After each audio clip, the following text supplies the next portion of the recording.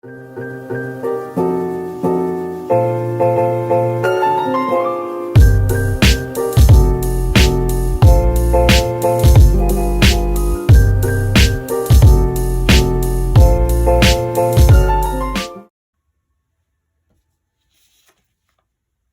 we're going to be learning about an artist named Katsushiki Hokusai, and he was born in Edo, which is now Tokyo, in around 1760, and he lived from 1760 to 1849.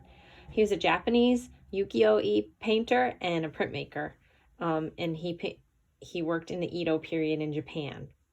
And in his time, he was an expert in Chinese painting, and he is best known for his woodblock print series called The 36 Views of Mount Fuji. He made his series in a response to a domestic travel boom, which means many people were visiting Japan at that time for vacationing. And all of his work is very important, but his work of the 36 Views of Mount Fuji is what really made him famous and left a lasting impact on the art world. So this painting that we're looking at, well, actually it's not a painting, it's a print, and it's called Under the Great Wave of Kanagawa. And it's a woodblock print, and he was a master of woodblock printmaking, and he was also a painter. So this was actually made with printmaking and not painting, but we're going to draw it and then paint it.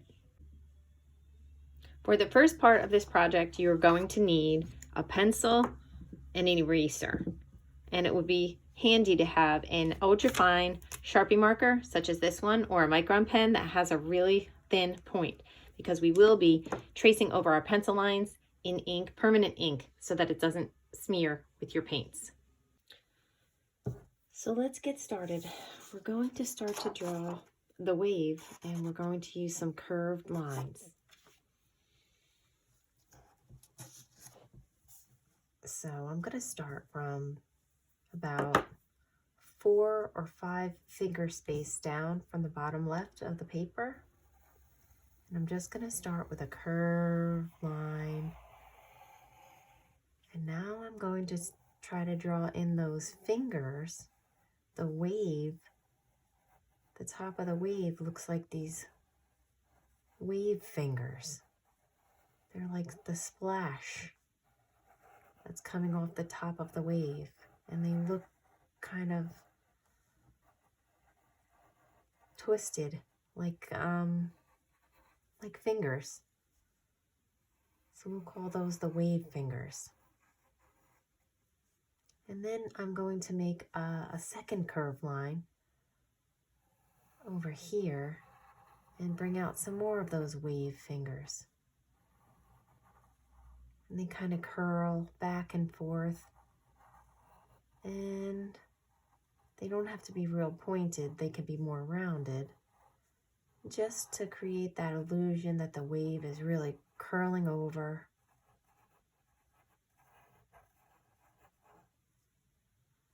And once I have that drawn in, I'm going to draw a curve coming from underneath the arch of these wave fingers. Just like so. And then I'll draw a few more contour lines to follow that same shape.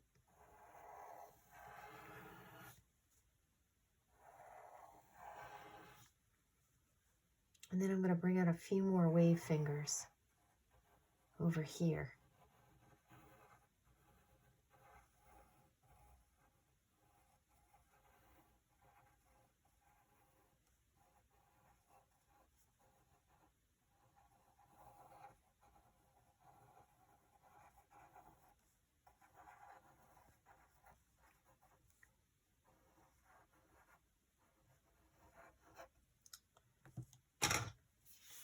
And then I'm going to start to draw a low wave that doesn't have any wave fingers on it. And I'm going to come from the bottom. So it's a smaller wave in front of this bigger wave, and it just overlaps like so. And I'm going to bring it down.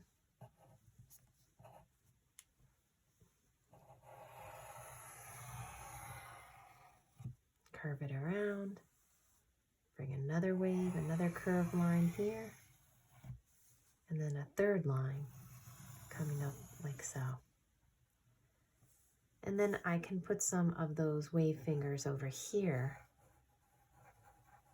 crashing down off of this part of this wave.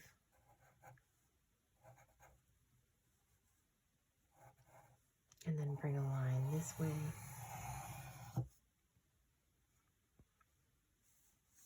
And then I'll just let my wave curve like this. Continue that.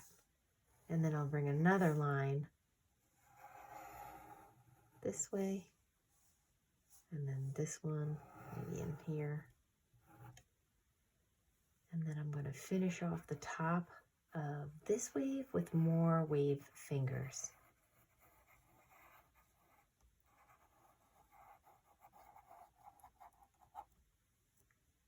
And then what I can do is just create some more contour lines.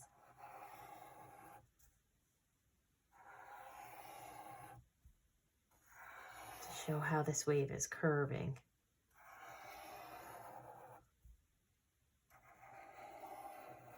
And then maybe some more wave fingers over here.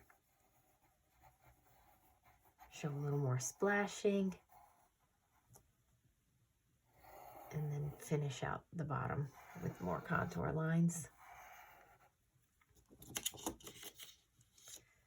The next thing I would do is I'm going to draw Mount Fuji in the background, and Hokusai shows perspective by making that mountain very small back here. So just like a triangular shape. And I'll draw some wavy lines for the snow cap on the top. And then the next thing I would do is I would start to create some lines. And I'm going to draw some lines.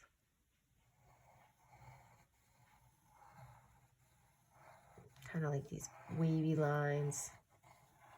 And that's going to, I'm going to have some darker blues in here, and the top will stay white. And then I'm going to do the same thing on this one. I'm just going to make those lines a little longer.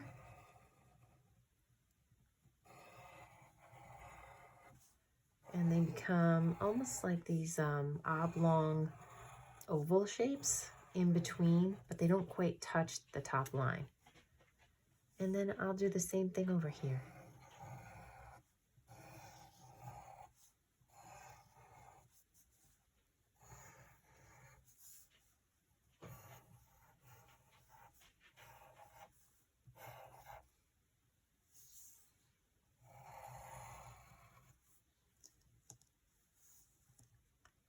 And then I want to draw another curved line to represent how this wave is curving.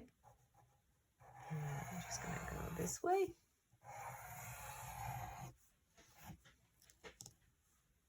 And finish off this part of this wave with more splashing wave fingers.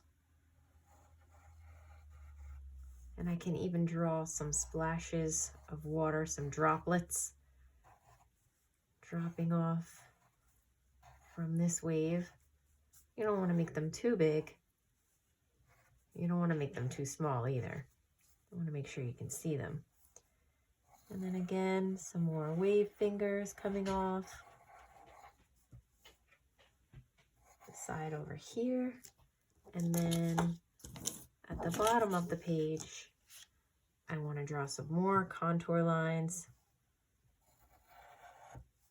to show how my wave is curving.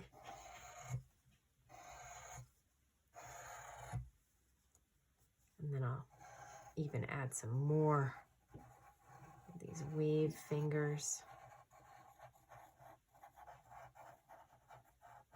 splashes,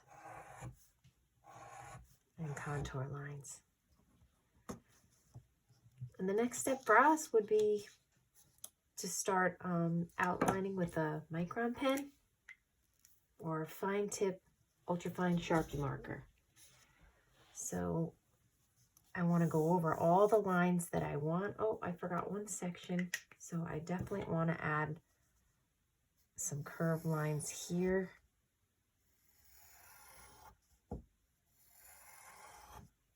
Okay. Now I'm just going to go over everything with my permanent marker so that when I paint it,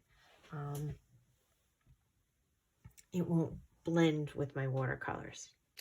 So the next step is just to outline the wave with a fine permanent marker so that when we paint it with watercolor, it won't smudge.